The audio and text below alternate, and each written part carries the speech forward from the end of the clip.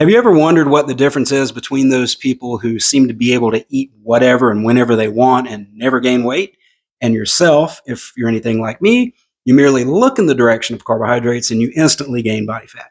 Well, stick around because I'm going to share some information with you today that's going to help you to understand exactly what's going on there. I'm going to be doing an experiment this month of something that is known as carb backloading.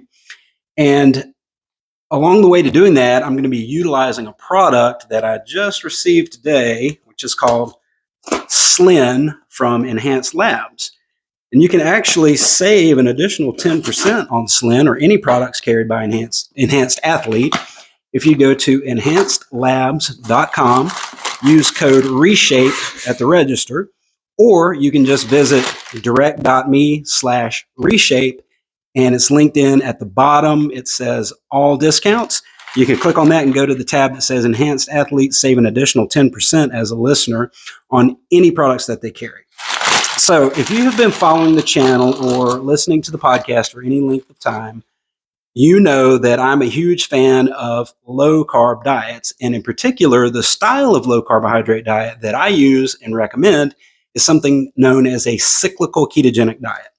Cyclical ketogenic diet sounds very technical, but basically what that means is very low carbohydrate for 5 days a week, something like 25 grams of carbs or less per day. Basically, no direct sources of carbohydrates, no rice or potatoes or fruit or honey or anything that contains a direct source of carbohydrate. The only carbohydrate I'm taking in is just trace amounts from things like protein powder, protein bars, and maybe a little bit from vegetables and things like that. So 5 days a week, very low carbohydrate.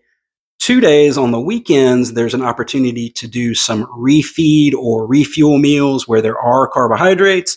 And I take full advantage of the fact that that has allowed me to maintain a fat loss of 75 pounds for close to 10 years now, while still being able to eat all my favorite foods every week, including pizza, pasta, French fries, ice cream, candy, you name it. Okay, so that is a little hack that I've used to be able to do that. So the difference between the people who can eat whatever they want and people like us who can't seem to be able to get away with that is something called insulin sensitivity. So insulin sensitivity is actually the root cause of obesity and type 2 diabetes for that matter. In a nutshell, what that means is the muscle cells, which are normally sensitive to the signal of insulin, they become insulin resistant. They become resistant to the signal of insulin and will not allow insulin to deliver glucose or carbohydrate to the muscle as it should. So basically, it's like you ordered something in the mail and it got sent to the wrong address. You wanted carbs to go into the muscles where you could use it as energy, but that doesn't happen. Instead, carbohydrates stay in the bloodstream and then end up eventually getting stored as body fat. So there's a couple of things that you can do as far as a lifestyle protocol to improve your insulin sensitivity and therefore be able to lose weight easier, to lose body fat easier, and to be able to eat more carbohydrate without the ill effects. Number one thing you can do is a low carbohydrate diet. Any reduction in carbohydrate will improve your insulin sensitivity. When carbohydrate goes into your body, initially, it goes to the liver. It's stored as liver glycogen. The liver's job is to stay as a buffer, to stay empty. So it's not going to stay full very long. It's going to transport those carbohydrates into the muscle where it gets stored as muscle glycogen so the liver can stay empty as a buffer. So once the muscle glycogen is full, then carbohydrate has nowhere to go. It stays in the bloodstream until eventually ends up getting stored as body fat. That's kind of it in a nutshell. So ways to improve that. Number one, low carbohydrate diet. Any reduction in carbohydrate. You do not have to go to the extreme like I do with the 25 grams per day, which is known as a ketogenic diet. Any reduction in carbohydrate will improve insulin sensitivity. If you have more than 10% of your body weight that you need to lose just to get into the healthy range, I recommend you go straight to a ketogenic diet. If that's not the case, if you're only a couple percentage points away from being at your ideal body weight or your body composition, then you might just lower carbohydrate by reducing some of the worst things like sugar and flour and processed grains and things like that. So you could do that. You could also do some weight training. So by building muscle, well, first of all, by doing the exercise, you deplete the muscle glycogen. So that glycogen is there to be an energy source to power that high intensity activity, whether it's high intensity interval training like cardio, like running or something like that, or weight training. Those activities are powered by glucose. Side note, you don't have to eat carbohydrate to have glycogen. Your body can and will convert protein into glycogen to refill those stores. But let's just say you are eating carbohydrate like the typical American. That carbohydrate powers that activity. That makes more room in the muscle for more incoming glucose. Also, by training the muscle to increase the size and strength of the muscle, you're increasing the storage capacity. That's like moving from your 5 by 10 storage place to a 15 by 20 storage place. Now you got room for more junk, right? You can store more stuff in there. So those are a couple ways you can do it. The ones that I mentioned, as well as you could, instead of doing all of this lifestyle stuff, which I always recommend, why not just take a supplement that could actually get you the same results as what I just outlined without taking all this time and effort out of your day?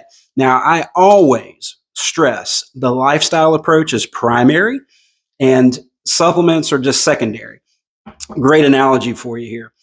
When you are already doing the basic stuff, when you're eating on a schedule, when you're doing your strength training, cardio, drinking your water, getting your sleep, and doing all this other stuff, and then you take some supplements along with it, it's like pouring gas on a fire. It's like pouring gasoline on a fire. Okay. If you go over to a pile of sticks and you dump gasoline on it, nothing is going to happen if there's not already a fire burning there. So I think you're not going to take a supplement and completely supersede the need for exercise or nutrition. We all know that's kind of silly to even think that that could be the case. But what it can do is it can vastly improve the results that you get with minimal time commitment.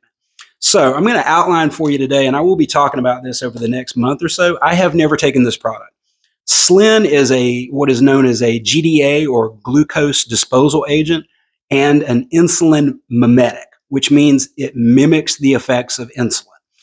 Basically, what this does is it allows you to eat carbohydrate and ensures that insulin delivers it into the muscle where we want it to go and that it doesn't end up getting stored as body fat. So as part of my experiment, I'm going to be shifting away from this cyclical ketogenic diet at least a day or two. I don't know how long term I'm going to do this. Something that I've done in the past that's known as carb backloading.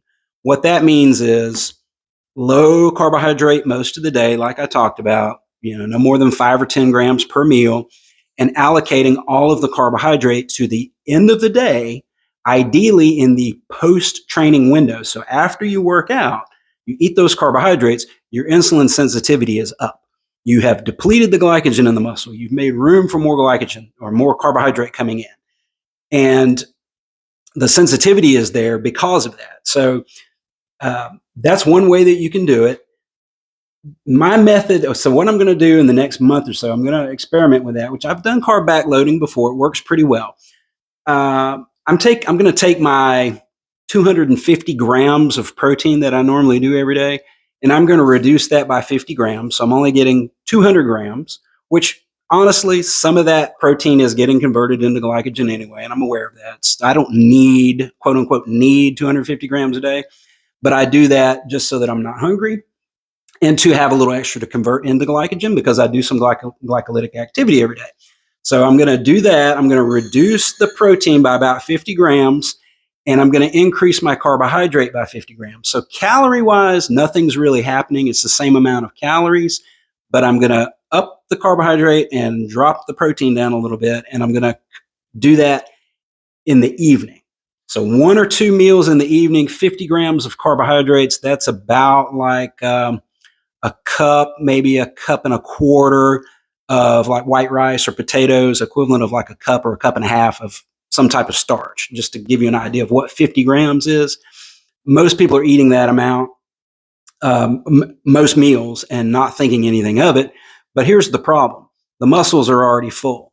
You're not depleting the glycogen and you don't have enough storage space for any more, but you're eating carbohydrate anyway. Eventually that turns into insulin resistance, which can become type 2 diabetes. I am not making medical claims. This is not medical advice. I am not a medical doctor.